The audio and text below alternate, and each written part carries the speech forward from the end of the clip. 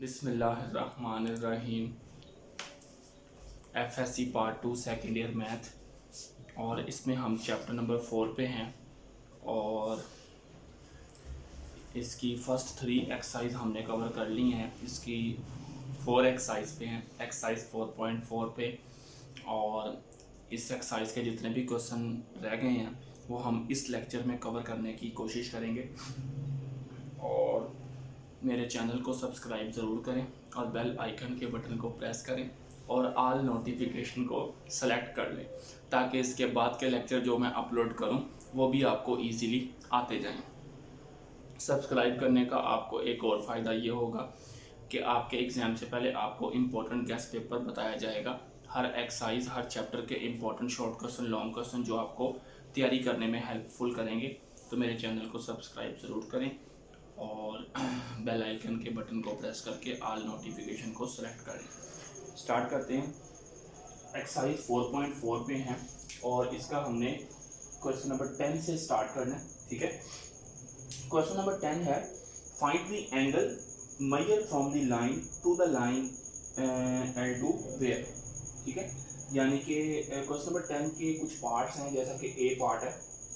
आपको ए पार्ट में क्या बताया जा रहा है कि दो लाइंस हैं, एक L1 लाइंस हैं, L1 लाइन, एक लाइन L1 है और एक लाइन आपके पास L2 है। जैसा कि आप देख सकते हैं, ये लाइन एक मैंने बनाई है, ये लाइन L1 है। ठीक है, और ये एक लाइन है, ये लाइन L2 है, ये लाइन L2 है। ठीक है ना। L1 लाइन जो है ये 2 पॉइंट्स पे मुश्तमिल है, यानी कि 2,7 एंड 7,10 7,10। और जो लाइन L2 है उसके जो पॉइंट हैं वो है 1,1 एंड -5,3।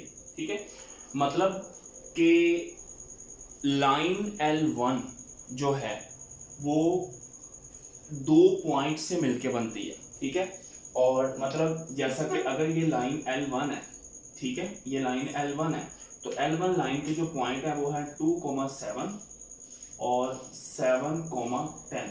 मतलब L1 लाइन 2 पॉइंट से मिलके बनती है। और L2 जो लाइन है, ये वाली L2 लाइन, इसके भी 2 पॉइंट है, 1,1 एंड -5,3।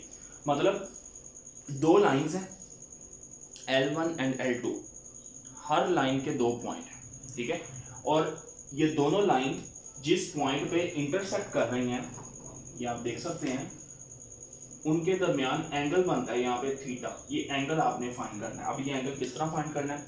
एंगल फाइंड हम प्रीवियस क्वेश्चन में भी कर चुके हैं। आपके पास फॉर्मूला था एंगल फाइंड करने का, theta is equal to tangent inverse. अब ये जो है किसके दरमियान बन रहा है? L1 लाइन के और L2 लाइन के। फॉर्मूला था हमारे पास M2 minus M1 over 1 plus M1 M2। ठीक है, तो ये फॉर्मूले की मदद से आप थीटा फाइंड कर सकते हैं, एंगल फाइंड कर सकते हैं इन दोनों लाइंस के दरमियान। अब यहाँ पे M1 M2 क्या है? अब ये लाइन जो L1 है, ये जो लाइन L1 है, ये लाइन L1 की जो स्लोप है इसको हम M1 का नाम दे देंगे, स्लोप M1। और लाइन L2 की जो स्लोप है उसको हम M2 का नाम दे देंगे। ठीक है, तो L1 लाइन की स्लोप को M1 का और L2 लाइन की स्लोप को M2 का। अब स्लोप किस तरह निकालते हैं? यहाँ पे M1 M2 किस तरह आएंगी? देखें, लाइन L1 के भी 2 पॉइंट है, 2 पॉइंट के दरमियान स्लोप किस तरह से निकालते थे हम? स्लोप किस तरह से आती थी हमारे पास? y2 minus y1 over x2 minus x1। ठीक है, M1 और M2 की वैल्यू आपने यहाँ पे रखनी है और आपने यहाँ से एंगल की वैल्यू को कैलकुलेट करना है। इसी तरह इस क्वेश्चन का B part, C part, D part आपने जो है वो खुद ट्राई करना है। ठीक है, नेक्स्ट क्वेश्चन नंबर जो है वो 12 पे हम मूव करते हैं। Question number 11। क्वेश्चन नंबर 11 जो है, क्वेश्चन नंबर 11 में क्या कहा जा रहा है? Find the interior angles of the triangle whose vertices are. ठीक है, मतलब आपको एक ट्राइंगल गिवन है, ये जैसा कि आप देख सकते हैं, ये एक ट्राइंगल है हमारे पास। ठीक है, तो ऐसा करते हैं जी, इस ट्राइंगल का नेम भी रख लेते हैं, ए वर्टेक्स, बी वर्टेक्स और सी वर्टेक्स। ये ए बी सी वर्टेक्स आपको गिवन है जी। ए वर्टेक्स है हमारे पास -2, 11, बी वर्टेक्स है आपके पास -6, -3 और सी वर्टेक्स है आपके पास 4, -9।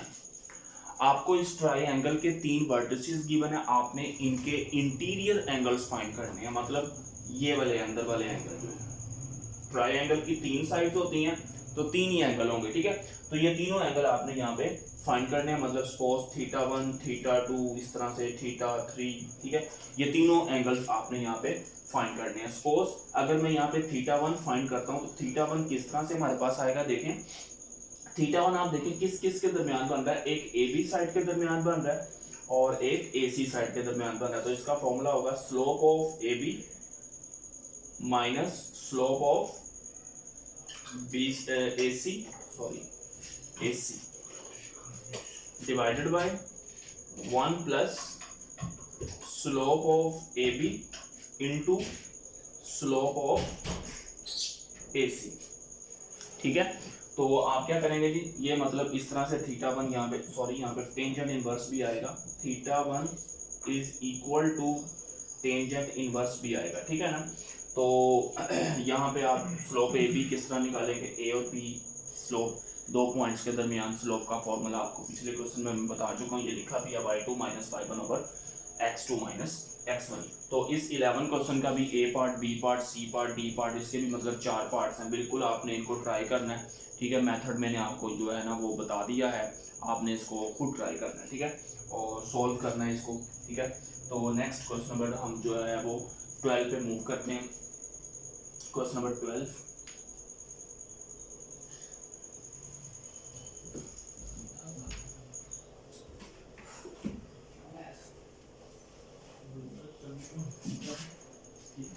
जी क्वेश्चन नंबर 12, क्वेश्चन नंबर 12 की जो स्टेटमेंट है वो क्या है, find the interior angles of the quadrilateral whose vertices are A B C and D.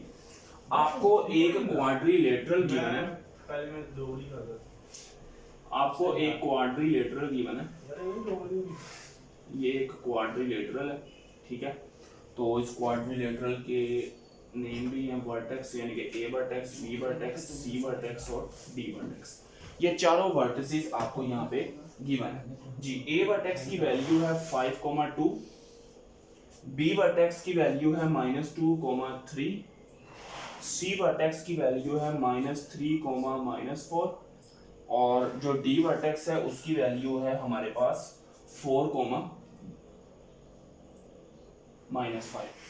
ये आपको एक क्वाड्रिलेटरल के 4 वर्टेक्स बता दिए गए हैं, मतलब क्वाड्रिलेटरल है, क्वाड्रिलेटरल क्या होती है, जिसकी 4 साइड्स होती हैं। आपको इसके 4 वर्टेक्स बता दिए गए हैं, आपको इंटीरियर एंगल मतलब अंदर वाले एंगल जो है वो फाइंड करने हैं। मतलब ये वाले जो एंगल हैं, ये वाले इंटीरियर एंगल, ये आपने यहाँ पे फाइंड करने हैं। सपोज ये θ1 है, ये θ2 है, ये θ3 है, ये θ4 है, ठीक है। तो ये आपको यहाँ पे जो है मतलब इंटीरियर एंगल फाइंड करने हैं, ठीक है। तो अगर हम θ2 फाइंड करते हैं तो θ2 का फॉर्मूला क्या होगा, टेंजेंट इनवर्स θ2 किसके दरमियान बन रहा है, AB और AD के दरमियान, तो slope of AD minus slope of AB over 1 plus slope of AD slope of AB, ठीक है। इस तरह से θ2 भी आप निकाल लेना, θ1 भी, फिर θ3, θ4, इसी कंसेप्ट का आपने इस्तेमाल करना है। आपने सबसे पहले ये देख लेना कि एंगल किस किस के दरमियान, किस साइड के दरमियान बन रहा है, ठीक हो गया। तो ये आपने बिल्कुल मतलब प्रीवियस क्वेश्चन की तरह क्वेश्चन नंबर 12 को ट्राई कर लेना। नेक्स्ट 13 क्वेश्चन पे हम मूव करते हैं। क्वेश्चन नंबर 13, क्वेश्चन नंबर 13 की जो स्टेटमेंट है वो क्या है हमारे पास, show that the points A, B, C and D are the vertices of a trapezium, find its interior angle, ठीक है। मतलब इस क्वेश्चन में भी आपको जो है वो एक क्वाड्रिलेटरल बता दी गई है। क्वाड्रिलेटरल कौन सी शेप होती है, जिसकी 4 साइड हो, उसको क्वाड्रिलेटरल बोला जाता है, ठीक है। तो नेम रख लेते हैं A, B and C, D, ठीक है। तो ये 4 के 4 वर्टिसेस आपको गिवन है। A वर्टिसेस है -1, -1 और जो बी वर्टेक्स है वो है -3,0, ठीक है, और जो सी वर्टेक्स है वो है 3,7, और फिर इसके बाद जो है वो 1,8, ठीक है। ये आपके पास एक क्वाड्रिलेटरल है। सबसे पहले आपने शो करना है कि ये एक पैरेललोग्राम है, ठीक है। पैरेललोग्राम आपके पास क्या होती है जी, हमने इसका कंसेप्ट पढ़ा हुआ है पैरेललोग्राम का। ऑपोजिट साइड्स जो हैं, मतलब जो ऑपोजिट साइड्स होती हैं उनकी स्लोप्स इक्वल होती हैं। मतलब अगर हम ए बी की स्लोप निकालते हैं तो चलें इसकी स्लोप को हम m1 का नाम दे देंगे, ठीक है, और ये जो सी डी की स्लोप है इसको हम m2 का नाम दे देंगे, और ये बी सी की स्लोप को हम m3 का नाम दे देंगे, और जो ए डी की स्लोप है उसको हम m4 का नाम दे देंगे, m4, ठीक है। और आपको पता है कि हमने इसको पैरेललोग्राम शो करना है तो ऑपोजिट साइड्स की स्लोप इक्वल होंगी। मतलब m1 जो है वो m2 के इक्वल होगा, और m3 जो है वो m4 के इक्वल हो जाएगा।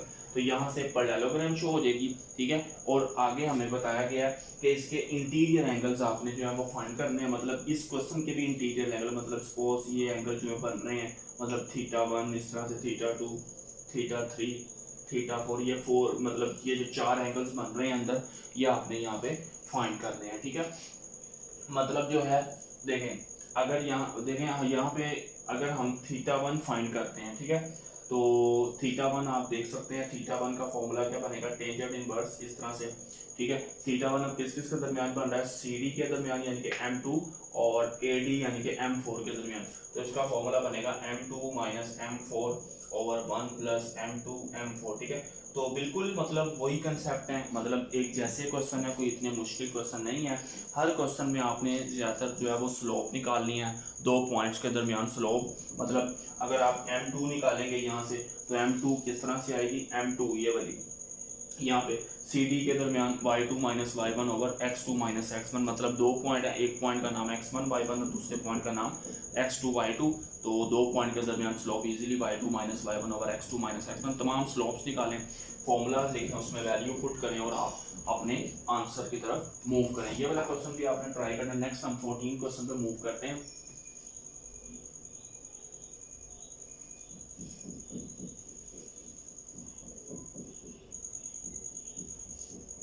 जी नेक्स्ट क्वेश्चन नंबर 14 जो है वो क्या है हमारा जी। 14 क्वेश्चन की जो स्टेटमेंट है, find the area of the region bounded by the triangle whose sides are. आपको जो है ट्रायंगल की साइड्स गिवन है, 7x - y -10 = 0, दूसरी है 10x + y -41 = 0, और तीसरी है लाइंस 3x + 2y + 3 = 0, ठीक है। चलें ऐसा करते हैं कि यहाँ पे इनको नेम दे देते हैं, equation number 1, equation number 2, equation number 3। मतलब यहाँ पे कहा जा रहा है जी कि आपके पास जो है वो एक ट्रायंगल है, ये एक ट्रायंगल है, ठीक है। तो मतलब ट्रायंगल की 3 साइड हैं, ये 1 साइड है, ठीक है। इसकी इक्वेशन आपके पास है 7x - y -10 = 0, सेकेंड इक्वेशन है 10x + y -41 = 0, और थर्ड है 3x + 2y + 3 = 0। तो ये आपको 3 साइड्स यहाँ पे जो है ना वो बता दी गई हैं, ठीक है। मतलब आपने करना क्या, find the area of the region. ये जो अंदर वाला एरिया है, ये वाला, ये आपने एरिया ऑफ द रीजन इस ट्रायंगल का फाइंड करना है, ठीक है ना। तो किस तरह से फाइंड करेंगे जी इसका मतलब एरिया। अब एरिया आपने किस तरह निकालना है, एक फॉर्मूला था हमारे पास, area of triangle ABC = half multiply base multiply height, ठीक है। एक तो फॉर्मूला ये था, एक और फॉर्मूला जो था वो मैंने आपको बताया था, ठीक है, लास्ट टाइम हमने यूज भी किया था, कि वो था एरिया ऑफ ट्रायंगल = क्या होता था, x के कोफिशिएंट, फर्स्ट कॉलम में x के कोफिशिएंट x1 x2 x3, और सेकंड में y के कोफिशिएंट y1 y2 y3, और थर्ड कॉलम 1 1 1, और इसका डिटर्मिनेंट ले लेते थे तो हमारे पास एरिया ऑफ ट्रायंगल आ जाता था, ठीक है। तो मेरे पास तो अब x1 y1 मतलब x2 y2 x3 y3 कहाँ से आएंगे, अगर आप गौर करें तो ये चलें इस ट्रायंगल का नेम भी रख लेते हैं A B and C, ठीक है। अब यहाँ पे देखें ए जो है वो किस तरह से है, मतलब ये लाइन और ये लाइन ये दोनों एक दूसरे को इंटरसेक्ट कर देंगे। मतलब कौन कौन सी लाइन, ए बी वाली लाइन और ए सी वाली लाइन एक दूसरे को जब इंटरसेक्ट करती हैं तो एक पॉइंट बनता है। तो ए के पॉइंट सपोज कर लेंगे हम x1 y1। इसी तरह से इसको एक्सटेंड करें यहाँ से तो आप देखें तो ये वाला पॉइंट इंटरसेक्ट हो रहा है, मतलब एक ए बी लाइन और दूसरी बी सी लाइन एक दूसरे को इंटरसेक्ट करी तो यहाँ पे b बट x का पॉइंट बन जाएगा x2 y2।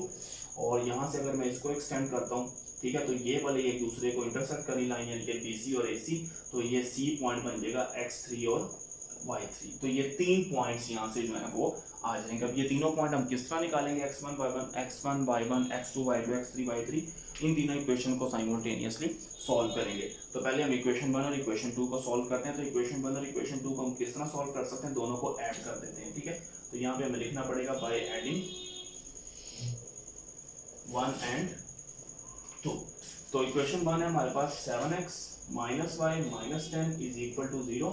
सेकेंड है 10x plus y minus 41 is equal to 0, ठीक है। दोनों को हमने यहाँ पे ऐड किया है। ऐड करने से क्या होगा, ये इक्वेशन 1 है और ये इक्वेशन नंबर 2 है। दोनों से y की वैल्यू कैंसिल हो जाएगी। 7x में 10x ऐड कर देंगे 17x, 41 में 10 ऐड कर देंगे 51 इज इक्वल टू 0, ठीक है। तो यहाँ से x की वैल्यू हमारे पास आ जाएगी 3। इस x की वैल्यू को हम पुट कर देते हैं किसी एक इक्वेशन में। जैसे मैं इसको पुट कर देता हूँ 1 में।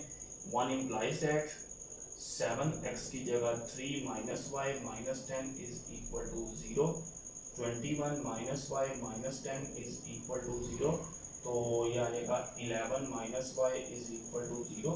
तो y इज इक्वल टू 11। मतलब जो आपके पास पॉइंट आ गया है यानी कि x1 y1 वाला पॉइंट यानी कि a पॉइंट आपके पास आ गया है 3,11। इसी तरह आप क्या करेंगे जी, सॉल्व करेंगे 2 और 3 को बाद में, 2 and 3 इक्वेशन को। तो 2 और 3 इक्वेशन को सॉल्व करेंगे, फिर आप 3 and 1 को सॉल्व करेंगे इस तरह से, ठीक है। सॉल्विंग 3 and 1, ठीक है। जिस तरह फर्स्ट 2 हमने सॉल्व किए हैं तो एक पॉइंट आपके पास आ जाएगा 1,-3 और एक पॉइंट आ जाएगा 5,-9। मतलब जब आप 2 और 3 इक्वेशन को सॉल्व करेंगे तो 1,-3 और जब 3 और 1 को सॉल्व करेंगे तो 5,-9 आपके पास पॉइंट आ जाएगा, ठीक है। और ये आपके पास मतलब b आ जाएगा, ये c आ जाएगा। मतलब a का पॉइंट है आपके पास 3,11, b का पॉइंट आपके पास आया है 5,-9 और जो c का पॉइंट है वो 1,-3। मतलब a का पॉइंट x1 y1, b का पॉइंट x2 y2 और c का पॉइंट x3 y3 हम इस फॉर्मूला के अंदर जो है पुट करते हैं इसको एरिया ऑफ ट्रायंगल ABC में। जी area of triangle ABC is equal to x1 y1 आ गया 3,11 और 5-9 और 1-3 और थर्ड कॉलम 1-1-1 और इसका हम ले लेंगे डिटर्मिनेंट, ठीक है। तो इसको आपने एक्सपेंड करना है बिल्कुल जिस तरह आप फर्स्ट ईयर में कर चुके हैं। एक्सपेंडिंग फ्रॉम रो 1 3 कॉलम और रो डिलीट -9 +3 -11 वाला कॉलम 11 वाली रो डिलीट 5 -1 +1 1 वाला कॉलम और रो डिलीट -15 +9। तो इसका जो आंसर आ जाएगा वो आ जाएगा -34, ठीक है। तो माइनस में एरिया हमने फाइंड करना है, एरिया ऑफ रीजन। रीजन कभी भी नेगेटिव नहीं होता, एरिया हमेशा स्क्वायर में होता है। तो हम वैल्यू लेंगे पॉजिटिव यानी कि हम यहाँ पे लिखेंगे नेगेटिव साइन निगलेक्टिंग, ठीक है। यानी कि 34 स्क्वायर यूनिट एरिया स्क्वायर में होता है और जो उसका यूनिट होगा, ठीक है, ये हमारे पास एरिया आ गया, ठीक है। ये एरिया की वैल्यू आ गई, ठीक है। तो यहाँ पे ये क्वेश्चन जो है वो ख़त्म होता है और ये एक्सरसाइज भी यहाँ पे ख़त्म होती है। तो यहाँ पे हम इस लेक्चर को ख़त्म करते हैं।